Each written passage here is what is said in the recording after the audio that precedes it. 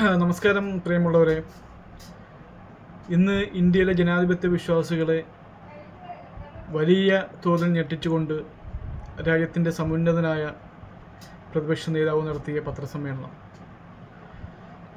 കഴിഞ്ഞ കുറേയേറെ വർഷങ്ങളായിട്ട് അദ്ദേഹം ഉന്നയിക്കുന്ന ആരോപണം, പലരും അദ്ദേഹത്തെ പുച്ഛിച്ചു തള്ളുകയും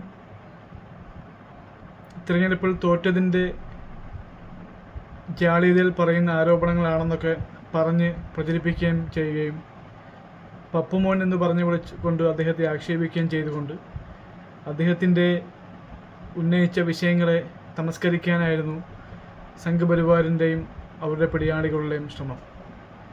എന്നാൽ കഴിഞ്ഞ ഒരു വർഷം കൊണ്ട് വളരെ ആസൂത്രണമായിട്ട് അദ്ദേഹം നടത്തിയ പഠനം എത്രമാത്രം ഇന്ത്യൻ ജനാധിപത്യ സംവിധാനത്തെ കേന്ദ്ര ഭരണത്തിൻ്റെ സ്വാധീനം ഉപയോഗിച്ചുകൊണ്ട് നിലവിൽ കേന്ദ്രം ഭരിക്കുന്ന സർക്കാർ ദുരുപയോഗം ചെയ്യുന്നു എന്നുള്ളതിൻ്റെ തെളിവ് അദ്ദേഹം പുറത്തുവിട്ടിരിക്കുകയാണ്. വളരെ ഭയാനകമായ രീതിയിൽ, അതായത് ജനാധിപത്യം, ജനഹിതം, ഒരു സർക്കാരിനെ അട്ടിമറിക്കുവാനുള്ള, അതല്ലെങ്കിൽ സർക്കാരിനെ മാറ്റുവാനുള്ള ഇന്ത്യൻ ജനങ്ങളുടെ ജനാധിപത്യ അവകാശത്തെ പിന്നാമ്പുറത്തിലൂടെ അത് കവർന്നുകൊണ്ട് വോട്ടുകളെല്ലാം ചോർത്തിക്കൊണ്ട് തങ്ങൾക്ക് ഇഷ്ടമുള്ള രീതിയിൽ തങ്ങൾക്ക് അധികാരം തുടരാൻ വേണ്ടിയുള്ള രീതിയിലുള്ള വ്യക്തമായ പ്ലാനിങ്ങോട് കൂടിയുള്ള ഇലക്ഷൻ കമ്മീഷനെ ഉപയോഗിച്ചുകൊണ്ട് ചെയ്ത ഞെട്ടിക്കുന്ന ഒരു കണക്ക്, കേവലം ഒരു ലോക്സഭാ മണ്ഡലത്തിലെ ഒരു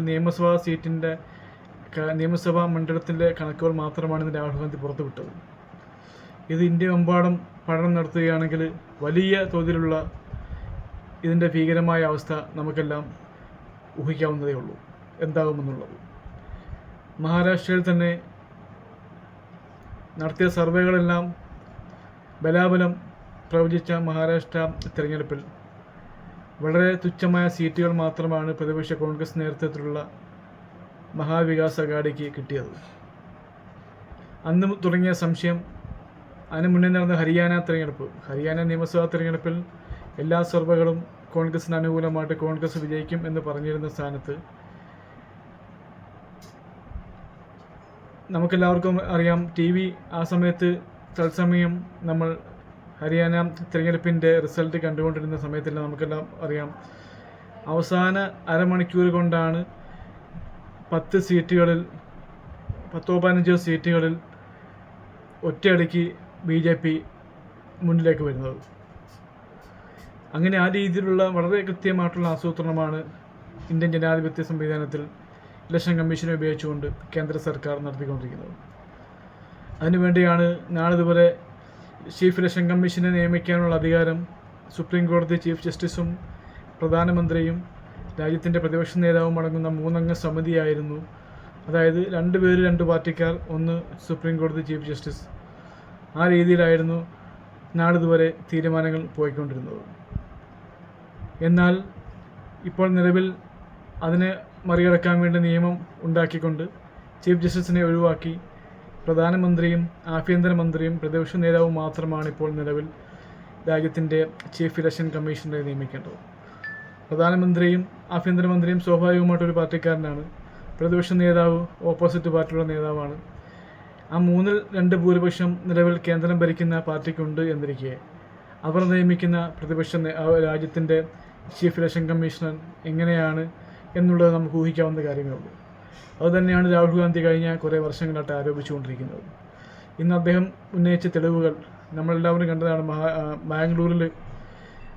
ബാംഗ്ലൂർ സൗത്ത് ലോക്സഭ ഇലക്ഷനിലെ ഒരു അസംബ്ലി മണ്ഡലത്തിൽ മാത്രം 1,10,000 സംതിങ് വോട്ടുകളാണ് കള്ള വോട്ടുകൾ ചേർത്തിരിക്കുന്നത്.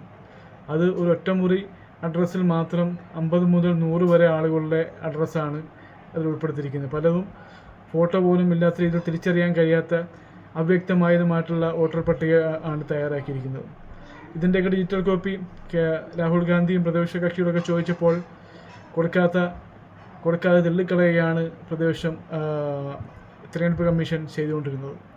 മഹാരാഷ്ട്രയിലെ ഇലക്ഷൻ്റെ അവസാന മണിക്കൂറുകളിൽ 58% മാത്രം പോളിംഗ് ഉണ്ടായിരുന്നത്. ബാക്കി 1 മണിക്കൂറോ 1.5 മണിക്കൂറോ ബാക്കി ഉണ്ടായിരിക്കെ അത് ഒറ്റയടിക്ക് 10%, 8% കൂടുകയാണ്. പിറ്റേ ദിവസം കണക്ക് വരുമ്പോൾ 66% മാറുകയാണ്. നമുക്കറിയാം, നമ്മുടെ നാട്ടിലൊക്കെ അവസാന മണിക്കൂറുകളിൽ കേരളം പോലെ അത്രയും സുശക്തമായ ജനാധിപത്യ സംവിധാനം, അത്രയും ആളുകൾ വോട്ട് ചെയ്യുന്ന നാട്ടിൽ പോലും ഈ രീതിയിലുള്ള ഒരു വോട്ടർമാരുടെ തിരക്കയറ്റം ഉണ്ടാവുകയില്ല. ആ സ്ഥാനത്താണ് മഹാരാഷ്ട്ര പോലുള്ള സംസ്ഥാനത്ത് അത്രയും ആളുകൾ ആ ഒരു മണിക്കൂർ കൊണ്ട് 8% ആളുകൾ വന്ന് വോട്ട് ചെയ്തു എന്ന് പറയുന്നത് തന്നെ ഏത് രീതിയിലാണ് അതിനെ ജനാധിപത്യത്തെ അട്ടിമറിച്ചു എന്നുള്ളതിന് തെളിവാണ് എന്ന് നമുക്ക് ഊഹിക്കാവുന്ന കാര്യങ്ങളുള്ളൂ. ഇങ്ങനെ ഈ രീതിയിലൊക്കെ ജനാധിപത്യത്തെ കശാപ്പ് ചെയ്താൽ പിന്നെ ജനങ്ങൾ എന്തിനാണ് വോട്ട് ചെയ്യുന്നത്? ഇത് കേവലം ഏകാധിപത്യ സ്വഭാവത്തിലേക്ക് രാജ്യം കൊണ്ടുപോവുകയാണ്. പിന്നെ ജനാധിപത്യത്തിൻ്റെ കക്ഷി രാഷ്ട്രത്തിനൊന്നും ആവശ്യമില്ലല്ലോ. മോദിയെ രാജാവാക്കിയും അമിത്ഷായെ രാജാവിൻ്റെ പ്രധാനമന്ത്രിയുമാക്കി ഒരു രാജഭരണമാക്കി പ്രഖ്യാപിച്ച് മുന്നോട്ട് പോകുന്നതല്ലേ നല്ലത്.